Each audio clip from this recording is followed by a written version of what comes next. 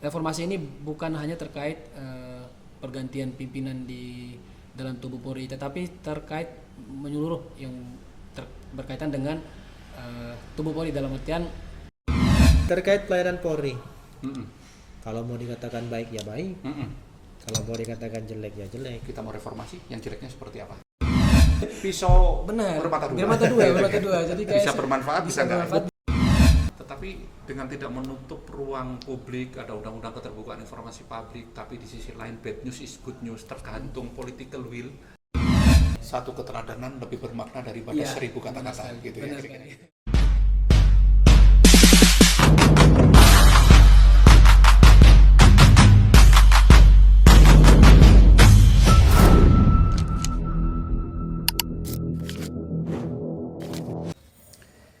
Assalamualaikum warahmatullahi wabarakatuh. Sahabat Sidik Sakti Indra Waspada, selamat berjumpa kembali dalam acara Bincang Santai di Sersa di podcastnya. Hari ini kita akan mengundang dua tamu kita, perwakilan dari peserta didik PPNS Manajemen Lingkungan Hidup dan peserta didik PPNS Manajemen dari Kementerian Kehutanan. Tentunya saat ini kita akan bahas terkait dengan reformasi kepolisian yang digulirkan oleh pemerintah melalui Presiden sejak pertemuan tanggal 11 September tahun 2025 di Istana kemarin.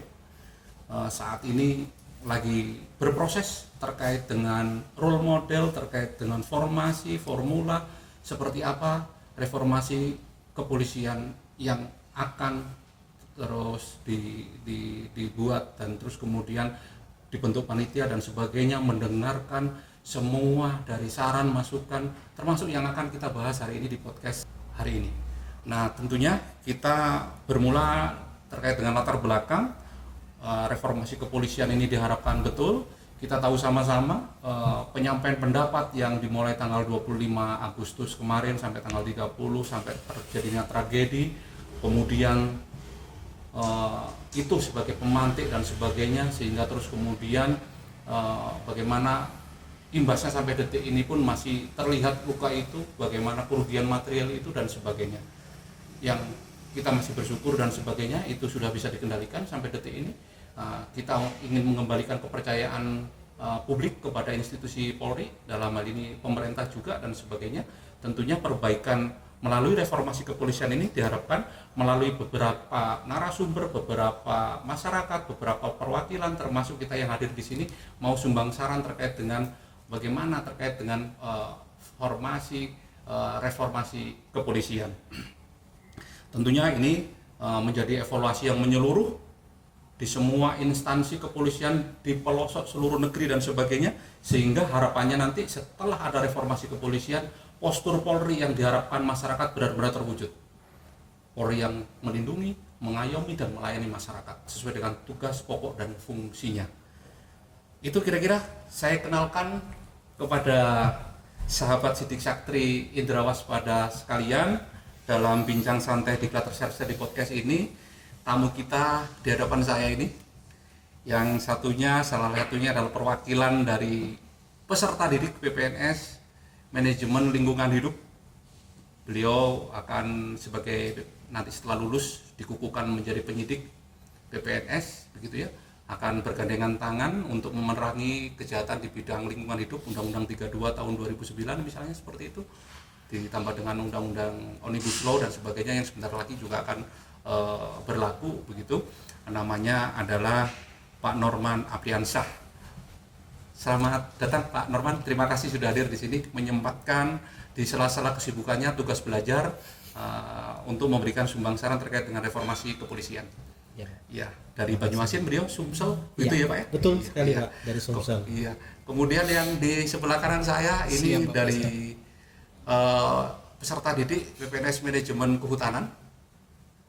Beliau dari NTT, tepatnya di Labuan Bajo. Siap Bapak, siap. Terus kemudian namanya adalah Pak Muhammad Hairul Anes, gitu ya. Selamat datang, terima kasih. Terima kasih Bapak, terima kasih sudah meluangkan waktunya di sela-sela tugas belajarnya di kelas, gitu ya. Setelah kita tahu latar belakangnya dan terkait dengan topik diskusi hari ini terkait dengan ikut reformasi kepolisian. Iya. Saya mewakili institusi yang di gunung ini, yang jauh dari kota, di Diklat Reserse ini. Ada beberapa hal topik yang ingin kami coba tanyakan, begitu kita bahas kepada Bapak-bapak sekalian ini, perwakilan dari dua kementerian calon PPNS di Kementerian Lingkungan Hidup dan Kementerian Lingkungan Hidup dan Kementerian Kehutanan. Yang pertama kepada Pak Anes ya, kepada Pak Anes nih. Ya, Bapak, baik. Kalau kita bicara soal reformasi kepolisian, sebenarnya apa sih yang dimaksud dengan reformasi itu sendiri dalam konteks Polri gitu ya? Baik Bapak, kita berbicara terkait reformasi yang sedang dicanangkan. Ini sesuatu hal yang menurut saya itu sangat besar dan sangat penting. Sangat penting. Ya? Siap untuk institusi Polri sendiri. Nah, terkait reformasi, sebenarnya reformasi ini artinya kan perubahan secara total dan menyeluruh. Dalam artian kalau terkait dengan Polri, saya rasa itu berkaitan dengan cara kerja, berkaitan dengan struktural, berkaitan dengan kultural, segala macam, kemudian berkaitan dengan perilaku yang berhubungan dengan personil segala macam. Nah, artinya reformasi ini bukan hanya terkait pergantian pimpinan di dalam tubuh Polri, tetapi terkait menyeluruh yang berkaitan dengan tubuh Polri dalam artian pelayanan, dalam artian hubungan Polri dengan masyarakat, hubungan Polri dengan instansi lain yang memang secara pelaksanaan tugas Polri itu beririsan semua. Beririsan semua ya, begitu ya. Oke, kalau menurut Pak Apriansa nih, bagaimana nih kalau bicara soal reformasi kepolisian ini sebenarnya apa sih yang dimaksud dengan reformasi itu sendiri dalam konteks Polri? Jadi reformasi dalam konteks Polri di sini kalau menurut saya adalah tidak hanya mengganti pucuk pimpinan. Tidak hanya mengganti pucuk pimpinan, Ya, struktural. struktural tidak saja. Tidak seperti hanya itu, ya. Jadi yang namanya reformasi adalah perubahan. Esensinya di situ. Iya. Jadi perubahan di sini adalah harus menyentuh semua lapisan dong. Semua lapisan. Tidak boleh cuma menyentuh hanya pucuk pimpinan saja, tapi semuanya harus kita sentuh. Di mana yang paling penting adalah tingkat pelayanan kepada masyarakat. Tingkat pelayanannya. Jadi sih saya menggaris 3 hal. Adalah 3 hal ini adalah yang pertama adalah profesional, Profesional, harus transparan, harus akuntabel. Ya, jadi 3 hal ini harus kita laksanakan jika memang ingin melaksanakan yang namanya reformasi di tubuh Polri. Tidak hanya cuma mengganti pucuk pimpinannya saja dari Bapak A ke Bapak B misalnya seperti itu, tetapi pelayanan di bawah tetap seperti itu. Tidak menyelesaikan masalah. Tidak menyelesaikan masalah. Malah nambah masalah nanti yang tambah lain. masalah. Gitu ya. Dan yang baik ya dipertahankan dong. Oke. Jangan yang baik berubah pimpinan itu menjadi turun. Turun gitu ya. Jadi bukan menjadi reformasi, tetapi turunlah image Polri di mata masyarakat. Gitu Itu ya. harus kita jaga. Oke, baik ya. Bahasan kedua nih, ke Pak Anes lagi ya. Sambil diminum nih. Baik, Ya, Bapak. Oke. Menurut Pak Anes nih, apa yang paling berubah dari kepolisian Indonesia sejak era reformasi dimulai? Kita tahu reformasi itu kan digulirkan tahun 98. Tumbangnya Orde Baru waktu itu. Kemudian di era Presiden B.J. Habibie tahun 99 sempat yang Polri tadinya masih dalam institusi ABRI waktu itu. Terus kemudian secara kelembagaan struktural mau dipisah karena memang tugas dan pokok dan sebagainya pertimbangannya itu memang berbeda dengan tentara. Kemudian baru terrealisasi di era pemerintahnya Gus Dur tahun 2000. Tahap MPR tahun 2000 lahir, baru undang-undangnya menyusul tahun 2002. Nah, itu. Nah, ini menurut Pak Anes nih, apa yang paling berubah di kepolisian Indonesia sejak era reformasi dimulai hingga hari ini? Ini kan mau direformasi sekarang. Nah, waktu itu kan reformasi terkait dengan kelembagaan seluruh pemerintahan ya. Kalau sekarang terkait dengan institusi Polri-nya. Apa yang paling berubah nih, Pak? Baik, Pak Anes.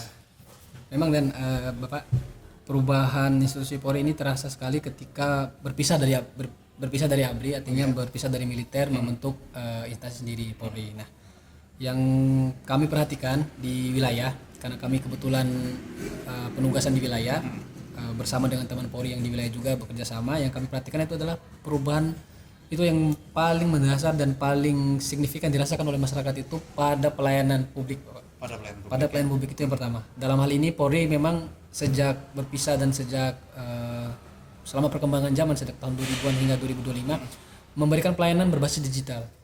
Itu yang sangat dirasakan. Termasuk kami pribadi, Bapak. Termasuk kami pribadi. Dalam hal ini contohnya ya seperti salah satunya pembuatan SKCK. Pembuatan SKCK, pembuatan SIM yang dulunya masyarakat mungkin bisa ngantri sampai paper based online, offline gitu ya, antri dan sebagainya. Sekarang hanya berbasis ponsel saja, masyarakat tinggal mengunduh aplikasi yang disiapkan Polri, tinggal mengisi data, mengisi kebutuhan, datang ke Polres tinggal scan saja, scan barcode langsung jadi. Sama halnya dengan SIM juga. SIM awalnya mungkin kami di daerah A tapi lagi penugas SIM di daerah B, masyarakat di daerah itu bisa membuat SIM dari mana saja, bahkan dikirim ke rumah. Sebelumnya nggak bisa ya? Sebelumnya nggak bisa, harus datang ke kantor polisi. Bisa sekarang melalui online ya, benar melalui jasa pengiriman begitu. Artinya Polri memang telah melakukan perubahan-perubahan yang signifikan terhadap pelayanan publik. Dalam hal ini memang mengutamakan pelayanan berbasis digital. Itu yang penting saya rasa. Oke. Kalau menurut Pak Apriansyah nih, sekali lagi. Jadi kalau kita bicara terkait reformasi, apa yang sudah direformasi oleh Polri ini? Banyak, Bapak. Jadi yang perlu kita perhatikan adalah selain tadi disampaikan oleh teman saya dari kehutanan nih, terkait adanya SIM online, SKCK online. Tetapi yang satu hal yang sekarang sering membuat kita berjalan itu dakdikduk ini, Pak. Apa itu? Ya e-tilang. Oh, e-tilang ya. Kalau dulu kan bisa kita bermain namanya, ini ada penjagaan nih, ini ada razia nih, baru kita pakai, baru kita pasang. Tetapi ternyata sekarang dengan e-tilang, kita tidak tahu kapan-kapan, tiba-tiba sudah ada buktinya. Sudah ada buktinya, nggak bisa mengelak lagi ya. Ini salah satu reformasi yang paling menonjol. Dan yang satu hal lagi yang harus kita perhatikan bersama adalah Polri ternyata sekarang lebih humanis. Lebih humanis. Di mana poin humanisnya? Banyak sekali sudah kita saksikan bersama-sama, Polri sudah menerima dari berbagai macam lapisan masyarakat, dari berbagai macam anak negeri yang terbaik dari masing-masing bidang. Rekrutmennya. Iya, sudah disiapkan pos-pos khusus untuk ikut serta. Dan penerimaan ini sudah sangat terbuka. Dan semua tes sudah dilakukan dengan sistem komputerisasi, dan itu sudah tahu semua, transparan gitu ya? Transparan sekali. Nah, ini poin-poin ini sudah dilakukan sebenarnya oleh Polri, dan itu tidak dirasakan ketika sebelum reformasi tahun 98 sebelum gitu? Tidak dirasakan, tidak tahu gitu tidak ya tahu. Dan sebagainya gitu ya. Itu yang harus kita jaga supaya hal-hal baik ini menjadi lebih baik. Reformasi monggo, yang baik pertahankan. Seperti itu. Oke, Pak Apriansyah. Kita lanjut lagi Pak Anes ya. Sekarang ke Pak Apriansyah ya. Boleh. Pak Apriansyah. Pak Apriansyah ini ya, apakah masyarakat sekarang sudah lebih percaya pada polisi dibanding dahulu? Kenapa bisa begitu? Gitu ya. Apakah lebih trust gitu? Apa? Bagaimana? Ini saya coba jawab Pak dengan case nih. Dengan kasus. Oke, jadi boleh. daerah kita itu Banyuasin itu Sumsel. Kawasannya itu bagaikan telur mata sapi, Pak. Telur mata sapi. Okay. Jadi di mana kawasan kita itu Palembang itu di tengah-tengah, kuning telurnya. Kuning telurnya. Sedangkan Banyuasin itu putih telur. Keliling. Jadi saya jawab gini, di tempat kita itu banyak pulau-pulau kecil, daerah-daerah yang jauh. Yang kita harus nyampe ke sana itu harus melewati kota Palembang terlebih dahulu. Nah, terkait kepercayaan masyarakat terhadap Polri, banyak sekali tindak pidana yang sudah diungkap oleh Polri dalam waktu yang singkat. Karena ada apa? Karena ada elapor, Pak. Elapor sangat berperan penting. Ada kejadian tinggal kirim, lapor, pasukan langsung berangkat. Dari mana saya bisa mengatakan masyarakat sangat percaya dengan Polri ini? Setelah itu dirilis tindak pidana tersebut, kasus diungkap, press conference, itu ucapan-ucapan selamat, hadiah-hadiah dari masyarakat berdatangan ke kantor Polri. Nah, ini salah satu bukti reaktif teman-teman gitu ya? Ini dan dari positif gitu ya? Dari mereka merasakan bahwasannya nih Polri kalau dahulu kala lambat nih. Betul. Dengan kemajuan teknologi sekarang Polri sudah jauh lebih baik. Dan juga perlu kita ingat sama-sama ada satu hal, Pak. Semua ini harus kita jaga. Karena kenapa? Trust ini bisa turun bisa naik. Betul. Turunnya kemana? turunnya karena pelaku dalam tanda kutip. Bukan cuma Polri nih, saya tidak bicara Polri doang nih. Jadi semuanya nih Pak, ada oknum, ada oknum. Nah, oknum ini alhamdulillah teman-teman Polri terus saring nih. Yang jelek berhentikan PTDH, yang jelek demosikan. Dan kasusnya udah diungkap semua Pak. Ini sampai tahu begini berarti ngikutin perkembangannya dari media online atau dari rilis atau dari mana Pak Pian sendiri daerah Banyuasin sana? Kebetulan kalau saya Pak sering kerja bareng Pak. Oh, kerja bareng dengan teman-teman. Oh, terkait dengan ya Subdit 2 di bidang saya ya? Iya Pak. Okay. Subdit 2 Pitsus di Polres Banyuasin saya sering kerja bareng dengan mereka. Sehingga walaupun dari walaupun sering kita ikut serta terus kemudian tahu gitu ya. Tahu Pak. Gitu karena ya. Kebetulan kantor juga kan kita satu wilayah Pak, satu komplek. Oh, satu komplek ya. Okay. Jadi kalau pergi pulang itu melihat papan bunga itu wah ikut bangga Pak. Ikut bangga ya. Ikut bangga walaupun tidak kita ikut serta di sana. Seperti itu Pak. Karena prestasi tadi diapresiasi oleh masyarakat gitu ya. Berbondong-bondong bawa beras. Berbondong-bondong. Ya? Iya, sampai istilah kami itu Pak sedekah desa Pak. Sedekah desa ya. Karena ada kejadian satu di daerah Pulau Rimau itu pembunuhan Pak.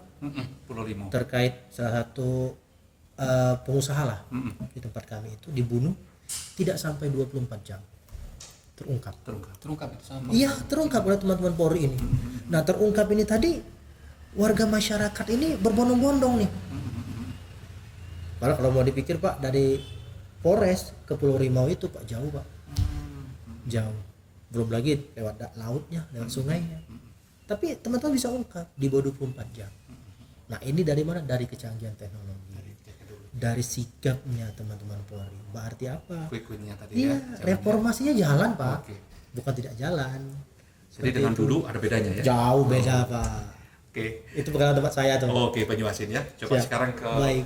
Pak Gimana nih? Gimana nih? Pandangannya? Apakah menjawab melalui case seperti yang Bapak alami di NTT Labuan Bajo tepatnya, atau terkait dengan persepsi atau pandangan yang lain untuk melihat bahwa Polri ini udah berubah dulu dan sekarang bagaimana nih? Ya, baik Bapak. Sebenarnya secara prinsip mirip-mirip dengan yang Abang saya sampaikan tadi. Mirip ya. Tapi ini jika kita mengacu pada beberapa data statistik ya. Ini pada lembaga survei terutama. Iya. Artinya pada beberapa lembaga survei secara nasional, artinya itu menggambarkan bahwa citra polisi di masyarakat itu meningkat. Tingkat trusting masyarakat terhadap institusi polri itu sangat meningkat.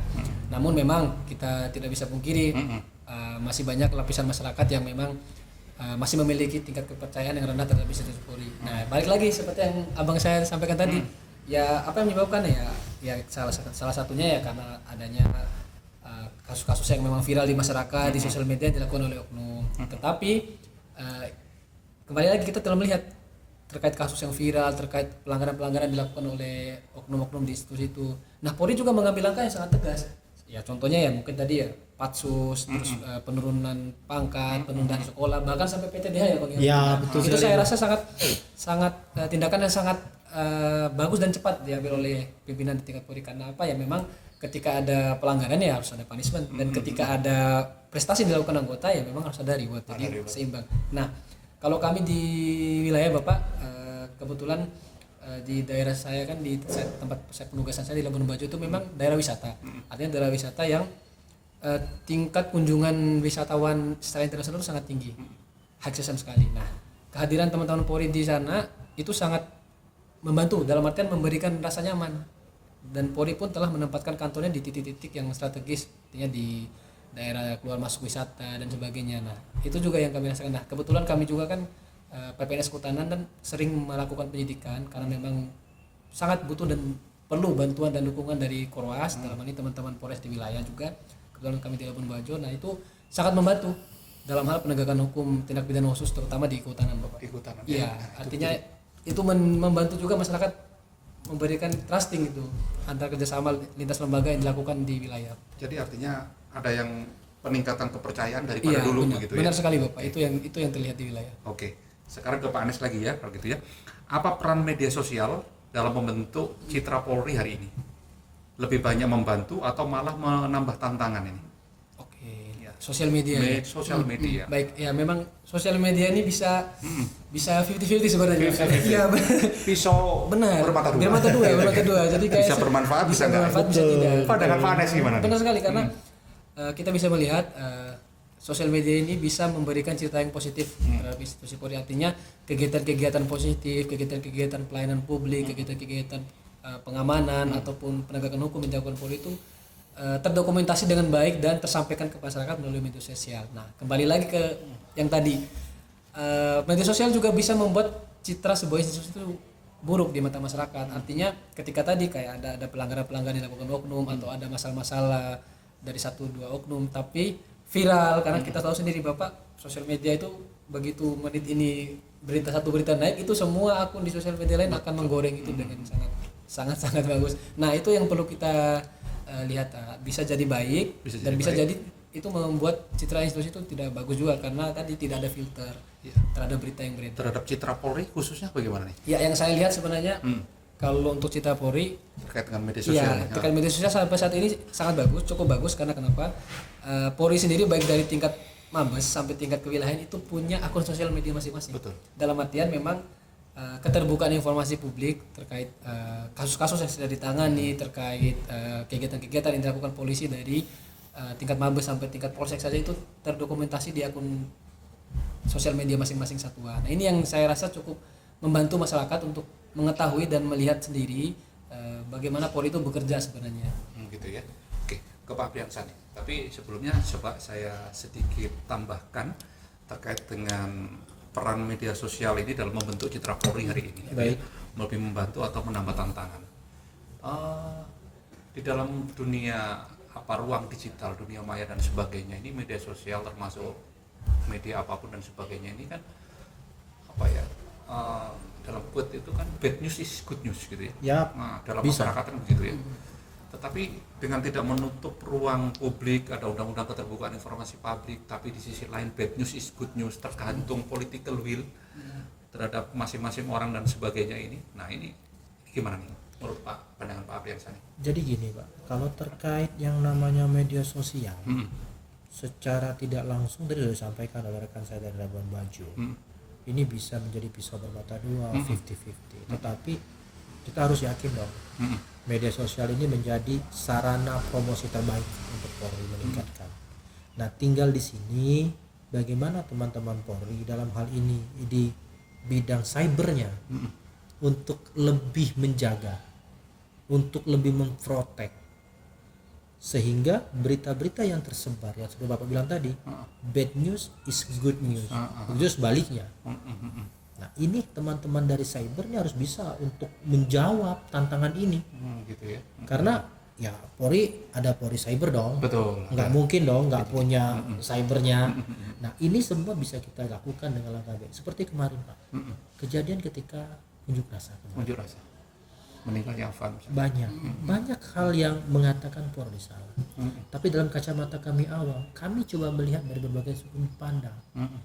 Kalau di permainan games, sekarang kan di sepak bola tuh ada VAR tuh. Begitu juga dengan Polri. Ternyata intelijen Polri, teman-teman dari kesatuan-kesatuan lain itu menangkap sudut pandang yang lain. Nah, ini tinggal kecermatan, kecepatan, kecerdasan teman-teman Polri untuk memberikan feedback terbaiknya.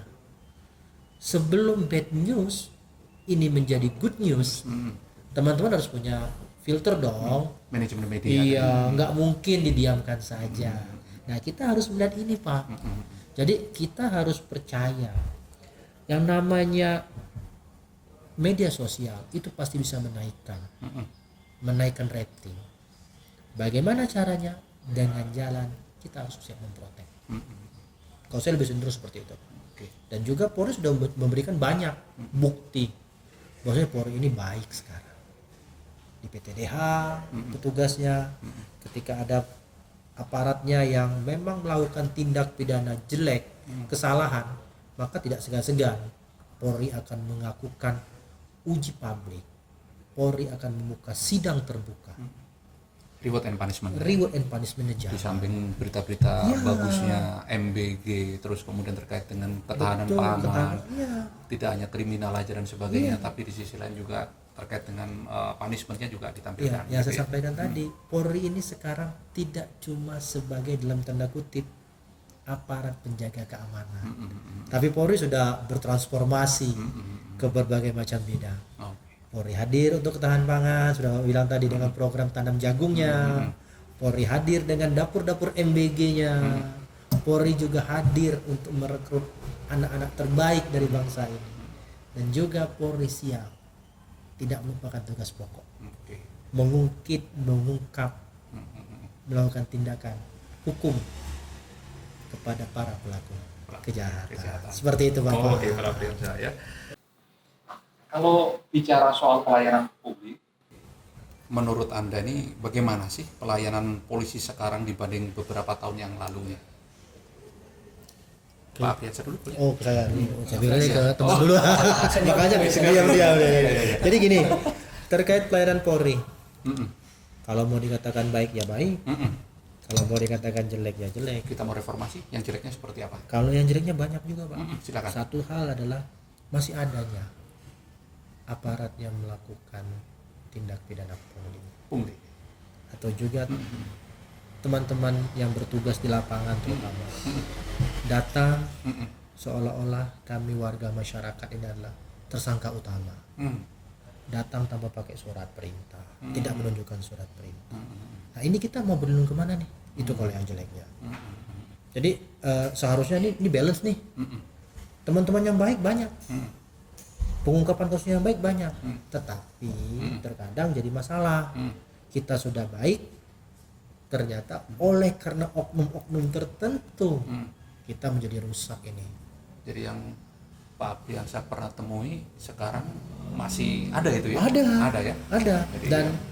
kalau di tempat kita itu ada tempat-tempat khusus. Seperti apa boleh diceritakan? Jadi kalau boleh saya ceritakan, tempat-tempat khusus ini tempat-tempat yang kita selaku warga masyarakat takut Takut tiba-tiba muncul. lalu lintas. Iya. Tikungan dan sebagainya langsung Enggak, tidak juga, Pak. Ini tidak tikungan tapi jalan raya, jalan utama. Tiba-tiba ada. Kita nggak tahu dari mana nih. Tiba-tiba salah lah kita. terus kemudian Ya, terkadang terjadilah hal-hal tersebut. pungli gitu Iya. ya. Tapi yang jelas terkadang juga Transaksional ya. transaksional itu pasti terjadi. Terkadang juga karena ada yang mungkin tahu nih atau akan aturan, akan bagaimana caranya. Udah, Pak, ya tilang aja lah. Dari masyarakat. Dari masyarakat meminta. Gitu ya. Oke. Nah, ini yang harus kita jadikan. Jadi teman-teman semua ini dari Polri ini sistemnya baik.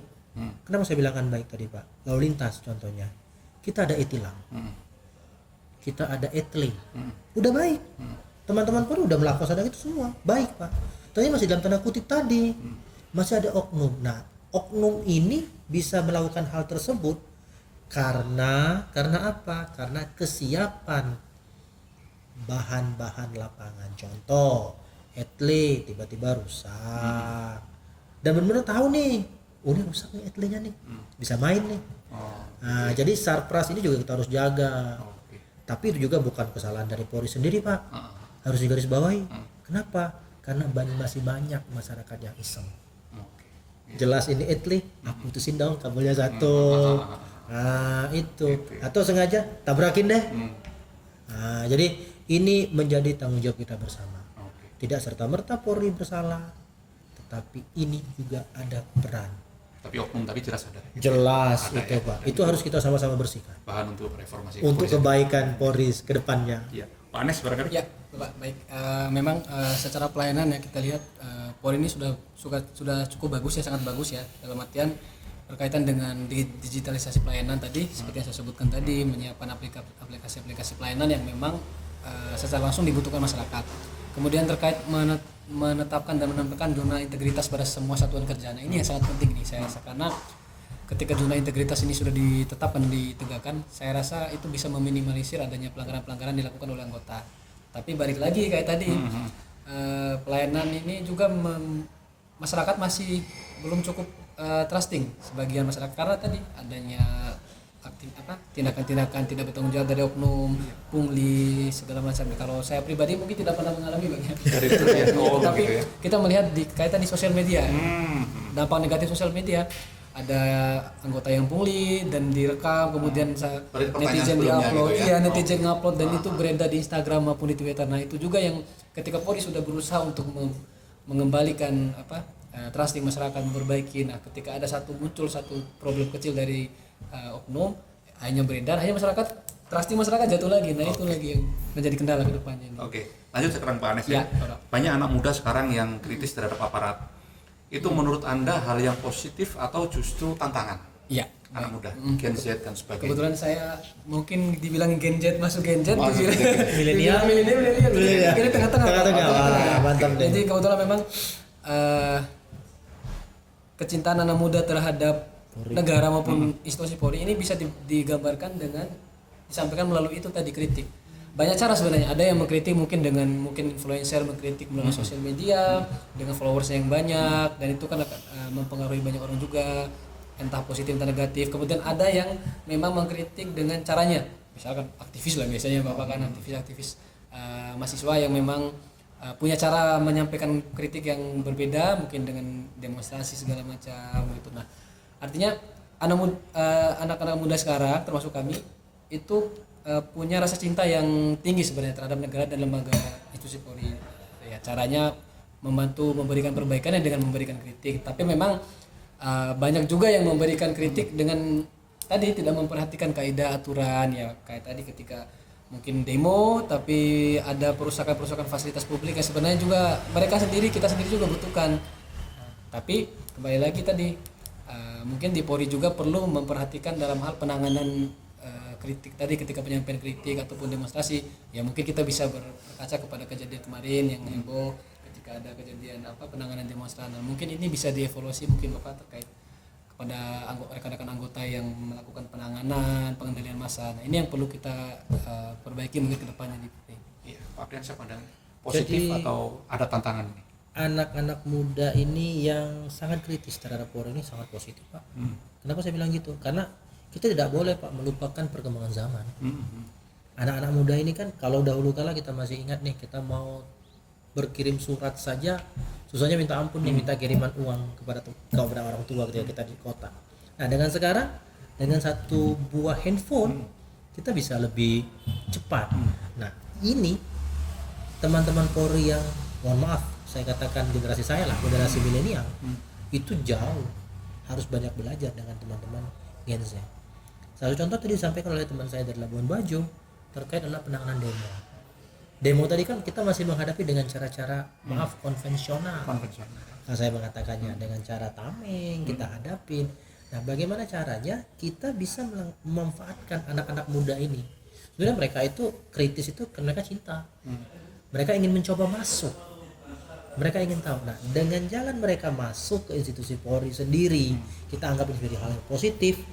Kita masih dapat masukan yang banyak untuk Polri, sehingga kedepannya Polri ini jauh lebih baik untuk menghadapi demo. Mungkin tidak perlu lagi dengan cara konvensional, mungkin kita putarkan apa, kita buat apa, sehingga mereka lupa akan tujuan ini. Tetap tersampaikan Tersampai aspirasinya. aspirasinya, tetapi Cuman tidak membuat anarkis. seperti yang terjadi kemarin. Oke. Gitu ya Pak. Iya. Oke, kita lanjut ya. Ya. Ke Pak Anes sekarang. Ya. Apa yang seharusnya jadi prioritas utama Polri kalau ingin benar-benar reformasi itu berhasil? Ya baik.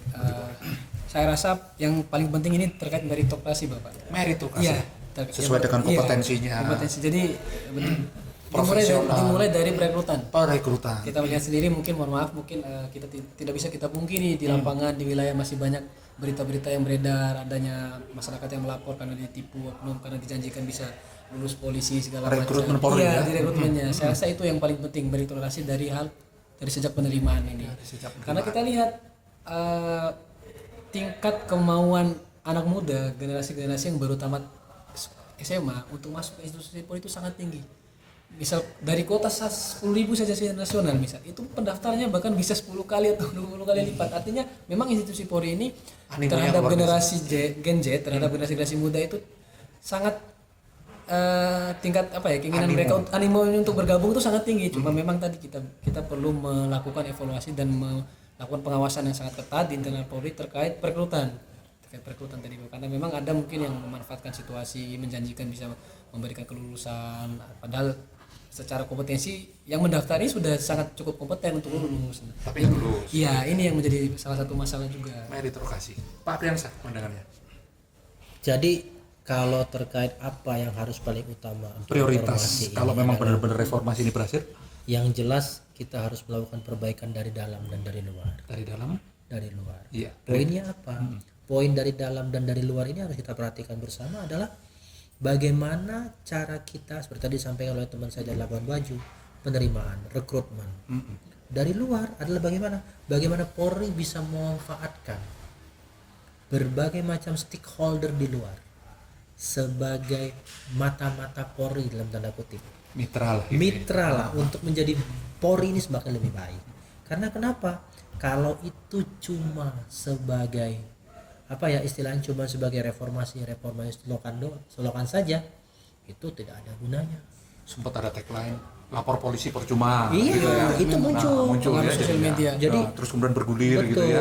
Kalau itu terus kemudian cepat direspon dan sebagainya mungkin jadi lebih baik. Makanya saya Itu katakan catatannya. tadi adalah kita di sini harus melakukan pengawasan internal sangat-sangat ketat, dan reward punishment itu harus betul-betul ditegakkan. Saya pernah menonton satu berita di mana Bapak Kapolri, Bapak Listio Sigit, tidak serta-merta Bapak itu kalau saya tidak salah beberapa tahun lagi pensiun, masih bintara tuh Bapak, tapi diberikan reward. Karena apa? Karena beliau bisa menjaga marwah Polri. Pak, izin komandan, saya sebentar lagi pensiun, untuk apa saya sekolah? Tidak, Bapak harus sekolah. Urusannya saya. Nah, ini yang dinamakan reformasi pengawasan internal ini berjalan. reward and punishment Iya, tadi ya. ya jelas ini tidak bisa teman-teman Polri sendiri yang meng-up ini. Adanya pihak eksternal di sini, mitra tadi, teman-teman. Jadi reformasi ini memang betul-betul harus kita galakkan semua. Tapi jangan menjadi semboyan saja, tetapi harus menjadi fakta. Dari dalam, dari luar, meritokrasi dan seterusnya. Oke. Terkait perekrutan harus kita jalankan dengan Dari sana mulainya. Iya. Oke. Baik. Kemudian bagaimana cara sederhana yang bisa dilakukan polisi untuk lebih dekat dan dipercayai oleh masyarakat? Hal yang sederhana gitu, kecil tapi terus kemudian nilainya itu di masyarakat luar biasa, dan itu menjadi domino efek, snowball, bola salju dan sebagainya, sehingga terus kemudian bergulir di pelosok negeri dan sebagainya. Terus kemudian Polri menjadi apa ya, bisa kehadirannya itu dirasakan oleh masyarakat dan manfaatnya benar-benar bisa masyarakat itu juga hadir polisi dan sebagainya. Gimana nih Pak? Ya, saya rasa ini sebenarnya cukup sederhana kita lihat Bapak. Polri bisa masuk ke setiap elemen masyarakat. Dan ini sebenarnya sudah dilakukan juga. Kita lihat dalam perkembangannya 1-2 tahun ke belakang, teman-teman anggota Polri di wilayah itu bukan cuma melakukan pengamanan dan ketertiban masyarakat, penegakan hukum, tidak selalu itu. Kita melihat sini kita kekurangan banyak tenaga teknis lain di lapangan, penyuluh pertanian, peternakan, perikanan. Tetapi melalui program Babin Kantipmas, Ketahanan pangan. Ya, teman-teman Polri di wilayah sudah bisa masuk ke tingkat semua level masyarakat di sana. Jadi itu yang harus lebih ditingkatkan lagi. Saya rasa hal yang kecil yang tapi bisa terus kemudian domino efek terkait dengan perubahan Polri atau terkait dengan reformasi Polri. Pak Apriansyah? Sebenarnya ini saya kasih contoh nih. Oke, Pak. Saya mungkin nggak perlu jawab terlalu detail nih, Bapak. Jadi tempat saya itu ada satu komunitas. Komunitas apa? Komunitas ini ada yang olahraga sport, ada yang komunitas pengajian. Jadi anggota-anggota Polri ini aktif di goes. Jadi setiap minggu ini mereka ikut goes bareng gitu. Goes bareng. Nah, setelah goes bareng ini, teman-teman Polri ini tidak segan dialog dengan warga. Jadi kita goesnya itu karena kita masih banyak, ya katakanlah daerah hijau lah. Jadi kita goes, nanti kita stop di sana, kita bercerita dengan masyarakat. Ini tidak lagi memakai atribut Polri ini. Informal. Iya, jadi sudah sangat informal sekali. Dan mereka turun tidak juga goesnya dalam tanda kutip ada membawa-bawa nama-nama Bayangkara. Tapi sudah nama-nama yang humanis sekali, nama-nama yang normal. Nah terkait tadi di pengajian, anggota Polri banyak hadir menjadi penceramah di tempat nikah tanpa diminta, menjadi guru ngaji bagi anak-anak di musola, menjadi petugas sholat di waktu. Ini salah satu bentuk Polri sudah hadir kepada masyarakat. Dan juga Polri kalau di tempat saya itu yang paling baik itu adalah dia tidak segan-segan untuk turun langsung terjun, karena tempat kita itu masih banyak kawasan-kawasan yang susah dilalui Pak. Jadi ketika memang masyarakat susah, mereka tidak serta-merta tidak mau dipinjami kendaraannya, silakan pakai, dan tidak perlu pakai driver dari Polri, pakai aja. Masalah nanti tertabrak, bapak rusak mobilnya kena ini, pakai aja lah. Jadi sudah mulai istilah saya itu sudah mulai bergabung Pak, mingle Pak dengan masyarakat. Jadi hal yang kecil yang bisa dirasakan dan itu bisa mendorong Bisa reformasi. menjadi kedua Bapak bilang tadi snowball. Ya, Itu sangat dalam tanda kutip sangat baik. Dan satu hal lagi Pak, ketika mereka jalan seperti itu dengan warga masyarakat, ada tindakan-tindakan yang tidak jelas. Teman-teman dari Kesatuan Intel tidak segan-segan ringkus di tempat. Jadi hadirnya ini baru sadar nih teman-teman di warga nih. Oh, jadi ternyata yang tadi makan bareng dengan kita ini aparat. Enggak sadar mereka Bang. Iya. Jadi mereka enggak sadar. Tiba-tiba ada kejahatan. Itu ya, mereka langsung kemudian tarik. hadir gitu Ternyata ya. hadirnya Dia tidak hadir, terdeteksi dia ikut gitu ya. Pak. Dan ketika jalan itu digoes tadi saya bilang, itu ketika kita makan bareng itu warga nggak lagi Pak mikirnya apa. Jadi mereka tuh udah ada yang masuk Pak, Jadi langsung hadir. ke depan harus lebih hadir di Itu tengah-tengah harus, masyarakat Pak. dalam semua kegiatan. Betul Tadi ya, bukan hanya kegiatan terkait dengan ketahanan pangan, Iya. kegiatan terkait dengan goes, acara santai, informal, Iya. komunikasi dibangun. harus jalan. Gitu ya. Jadi intinya cuma satu sih, komunikasi. Komunikasi. Oke. Nah, koordinasinya nanti dulu dah. Komunikasi dulu yang paling penting. Oh, gitu ya. Oke. Iya, baik. Oke, kita lanjut lagi ya Pak ya.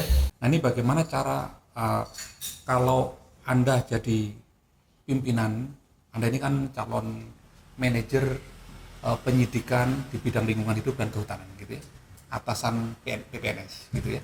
Nih, action plan apa gitu ya yang kalau nanti sudah dikukuhkan menjadi pimpinan di kewilayahan, hal yang pertama apa yang ingin Anda rubah gitu nanti? Bapak Anes dulu. Saya dulu ya. Iya, Izin boleh. Bang Junior. Lanjut. Jadi Aman. baik, ini kita berbicara terkait konsep manajerial sebenarnya. Ya. Sesuai dengan diklat penyidik. Ya, yang kita ikuti sekarang ini. Manajerial artinya orang yang memanage orang lain gitu, Betul. memanage orang lain dan memanage sumber daya lain. Betul. Saya rasa dalam tingkat manajerial mungkin kita mengenal metode POC itu ya, planning, POC, organizing ya. dan sebagainya. Nah, tapi kita coba ke konsep yang lebih sederhana Pak. Artinya sebagai tingkat manajerial, tingkat pimpinan mungkin kalau di satuan kerja ya. Pertama mungkin kita bisa melakukan artinya kita meraih dulu nih, meningkatkan kepercayaan publik dulu. Artinya misal ketika satuan kerja kita tingkat kepercayaan masyarakatnya rendah, ya itu jadi PR kita bereskan dulu. Tingkatkan dulu, raih dulu kepercayaan publik atau masyarakat. Kemudian baru kita bisa action nih. Karena kalau sebagaimanapun kita melakukan tugas fungsi kita tapi kalau kepercayaan masyarakat saja rendah itu agak susah nanti. Agak susah, Susah sekali Bapak. Itu yang pertama. Terus yang kedua, saya rasa kita bisa membereskan dulu konflik, baik konflik horizontal ataupun konflik konflik vertikal. Artinya konflik antara atas bawah ataupun konflik antara satuan-satuan ataupun antara internal pegawai. Nah, itu yang perlu dibereskan dulu. Kemudian yang ketiga, yang terakhir ini saya rasa tingkat manajerial harus memberikan contoh dulu. Itu bisa harus menjadi contoh terhadap pegawai, terhadap satuan-satuan kerja lainnya. Satu keteladanan lebih bermakna daripada Iya, 1000 benar kata-kata sekali. gitu ya. Benar Kira-kira sekali. gitu ya. Oke. Iya, itu yang saya rasakan ada 3 hal tadi. Raih trusting dulu, dapatkan trusting publik dulu, kemudian bereskan konflik yang ada, kemudian memberikan contoh. Itu 3 hal yang utama. Oh, oke. Pak Priyansa. Tidak. Jadi ini sebenarnya pertanyaannya mimpi apa gimana nih Bapak? Jadi Kita baik. berangan-angan tapi yang bisa diaplikasikan, Iya. diimplementasikan nanti kira-kira Semoga begitu ya. Allah kabul nih. Kalau Allah kabul kita nggak tahu kan. Jadi kalau menjadi pimpinan tertinggi di suatu wilayah kerja, saya menyikapnya wilayah kerja nih. Karena kalau untuk Kapolres mungkin harus balik ke polisi dulu nih Pak. Karena kita sipil nggak mungkin kan. Jadi saya balik ke pimpinan kerja. Jadi yang pertama adalah kita harus melakukan pendekatan kepada semua lapisan. Semua lapisan. saya coba pertegas lagi ya ini. Kalau dikaitkan dengan Gakum ini kan topik kita kembali lagi terkait dengan reformasi kepolisian. Siap. Nah, Bapak-bapak ini nanti manajer terkait dengan Gakum nih. Iya. Baik penegakan lingkungan hidup maupun di kehutanan. Nah, ini Baik. terkait dengan kontribusinya barangkali yang lebih pas terkait dengan Polri yang selama ini mungkin Polri keluhkan terhadap koordinasi barangkali. Ya. Ya, ini gimana, Jadi Pak? gini Pak, yang pertama adalah kalau di tempat kita itu kita harus seperti lebih terbuka, Lebih terbuka. humanis dengan berbagai macam lapisan. Jangan kita berpikiran, oh ini bukan job desk saya. Ketika kita sudah memilih ini menjadi seorang aparat, kita ini pelayan Pak. Berarti kita harus siap nih. Iya, benar, Bang. Sampai kapanpun kita harus siap. Dan kita harus berikan contoh yang baik. Nggak mungkin pelayan memberikan contoh yang tidak baik kepada orang baik. Dan juga kepercayaan yang diberikan oleh masyarakat, oleh publik, itu harus kita jawab. Dengan apa? Dengan sikap dan tingkah laku kita, tutur kata kita yang baik. Seperti tadi hubungan yang Pak sampaikan antara Gakum dan Polri mungkin terkait koordinasinya lambat. Nah ini bisa kita selesaikan semua. Tidak hanya knowledge tapi juga attitude. Iya, gitu ya? itu kita jalankan. Oke. Dan karena kenapa? Karena kalau kita cuma berpikiran, oh ini birokrasi nih, sampai kapan kita harus mengatakan birokrasi? Sampai kapan kita harus melaksanakan ini sesuai dengan protapnya? Ayo, bisa kita buat pertegas, bisa kita buat lebih baik, jauh-jauh lebih baik lagi. Nah setelah itu juga kita harus minimalisasi permasalahan yang terjadi di lapangan. Dengan siapa? Dengan semuanya. Tidak hanya dengan teman sebaya, teman sekantor, antar lembaga, tapi dengan semua. Semua ini harus kita bisa sampaikan. Jadi komunikasi itu penting, koordinasi itu penting, kolaboratif itu penting. 3K. Hilangkan ego. Hilangkan ego itu untuk Ego apa? sektoral gitu ya. Iya. Saya merasa paling berwenang. Iya. Nah, dan seterusnya ya. Makanya ketika menjadi seorang pimpinan pada suatu wilayah, pada suatu job desk, tidak ada itu yang namanya visi misi pimpinan. Yang ada adalah perbaikan untuk tempat kita bekerja. Berdasarkan apa? Berdasarkan tugas pokok yang diberikan oleh pimpinan tertinggi kita. Itu harus kita lakukan. Oke, baik. Makasih. Terakhir nih. Ya. Sesi terakhir. Apa harapan Pak Anes, Pak Apriansa untuk wajah kepolisian Indonesia dalam 5 tahun, 10 tahun ke depan nih? Apa kira-kira harapannya nih? Kita harus punya harapan, kita nggak boleh terpaku dengan masa lalu. Ke depan harus ada harapan bahwa masa lalu bagian dari sejarah, jadikan pembelajaran. Tapi ke depan, nah terkait dengan wajah kepolisian ini dalam 5 tahun ke depan ini harapan Pak Anes apa nih? Baik, kalau menurut saya Bapak, karena kita melihat kepolisian ini memang sedang sudah memasuki fase reformasi tadi ya. Dan ini penting ya. Karena harapan saya sih untuk 5 sampai 10 tahun ke depan, saya berharap sebagai institusi yang memang krusial dan sangat penting posisinya di negara kita, ke depan lebih menjadi institusi sipil yang memang melakukan pendekatan berbasis humanis dalam hal pelaksanaan tugas, baik itu pengamanan, baik itu penegakan hukum dan sebagainya. Dan yang kedua, melakukan penegakan HAM dengan sebaik-baiknya, karena memang kita tidak bisa terpungkiri banyak sekali mungkin ada kayak tadi oknum-oknum yang melakukan pelanggaran HAM dalam saat pelaksanaan tugas. Nah itu tidak bisa kita lihat dan itu bisa kita perbaiki ke depan. Itu yang saya rasa. Kemudian yang ketiga tadi melakukan pelayanan dan pendekatan sangat intensif kepada masyarakat. Itu yang tetap harus ditingkatkan oleh Polri dengan tadi berbasis digital tadi. Hadir di tengah masyarakat. Benar sekali. Dengan yang Iya. kekinian. Iya. Kalau Gitu katanya ya. Gen Z, kekinian. Gitu ya. Iya. Oke. Pak Apriansa. Harapan untuk Polri 5 sampai 10 tahun ke depan. Iya, 5 tahun 10 tahun ke depan. Kita harus ingat di 5 sampai 10 tahun ke depan Indonesia ini ada mendapatkan bonus yang sangat baik, bonus demografi. Bonus demokrasi. Pertumbuhan penduduk ya. Jadi ini kita harus manfaatkan nih Angka pertumbuhan manusia generasi terpelajar. mudanya kita harus terpelajar lebih baik. Iya, lebih banyak. Hati-hati, Hati-hati kalau salah kelola. salah kelola bahaya. Bahaya. Tugas pokok Polri adalah sebagai pengaman masyarakat, garda terdepan Salah tepat. Oke. pengaman masyarakat. Kalau tidak bisa memanfaatkan bonus demografi ini, hancur. Kenapa saya bilangkan hancur? Karena di sini banyak sekali hal-hal yang tidak kita bayangkan akan terjadi. Kalau sekarang kita melihat handphone sebagai bahan media, bukan tidak mungkin selembar kertas ini akan menjadi sumber informasi. karena canggihnya teknologi. Maka untuk Polri harapan saya adalah yang pertama, ayo kita manfaatkan bonus demografi ini, rekrut sebanyak mungkin anak-anak muda yang berpotensi, tidak hanya dari sisi akademik. Tolong digarisbawahi, tidak hanya akademik. Orang pintar di Indonesia banyak, tidak cuma pintar ilmu pengetahuan. Ada yang pintar IT, tapi matematikanya goblok. Mohon maaf, saya sampaikan seperti ini. Saya belak-belakan saja Bapak. Ada yang cuma ahli permainan, tapi dia di IT dan yang lainnya kurang sekali. Nah, ini harus kita manfaatkan. Ayo kita rekrut anak-anak terbaik di negeri ini sehingga menjadi Polri yang jauh lebih profesional. Tidak harus lagi dong Polri harus berhadapan-hadapan dengan warga masyarakat, gontok-gontokan seperti sekarang. Ayo kita manfaatkan ini semua.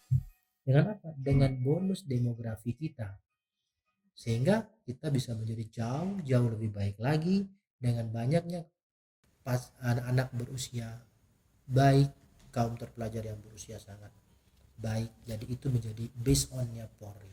Aset itu ya. Aset, bukan cuma untuk Polri, semua. Semuanya menjadi aset. Jadi mungkin itu kata kuncinya, kita manfaatkan bonus demografi. Baik, Pak Priyansyah, Pak Anes. Diskusi kita menarik, tapi kita dibatasi oleh waktu. Baik. Saya memisahkan kita. Siap. Harusnya di warung kopi biasanya. Iya.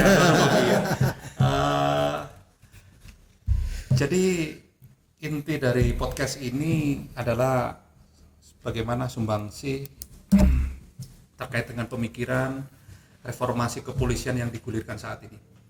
Mudah-mudahan bukan wacana, tetapi kebutuhan mendesak untuk mengambil keputusan dan sumbangsi yang bisa kita diskusikan walaupun dari ruangan yang kecil ini. Begitu, mudah-mudahan manfaatnya besar, yang pada ujungnya bisa merubah dan menjadikan kepercayaan publik kepada Polri kembali seperti semula, bahkan lebih baik, begitu ya. Kemudian yang pada akhirnya ya terbentuk postur Polri yang ideal yang memang diharapkan kita semua sama-sama termasuk masyarakat. Benar. Tentu ini kita tidak bisa sendiri, peran dari pemerintah, peran dari internal Polri untuk berbenah dan mereformasi dirinya, dan peran masyarakat. Terima kasih sekali lagi atas waktunya setelah hadir di podcast ini. Mudah-mudahan kita harapkan bersama ini semua terwujud. Amin. Amin. Selamat belajar. Sekali lagi terima kasih Terima pemikiran dan obrolan yang sederhana, tetapi mudah-mudahan ini benar-benar bermanfaat bagi institusi kami terutama Pak. Siap, Pak. Baik. Selamat belajar. Terima kasih. Assalamualaikum warahmatullahi wabarakatuh. Waalaikumsalam. Selamat sore. Selamat sore. Terima kasih Bapak. Iya. Terima kasih.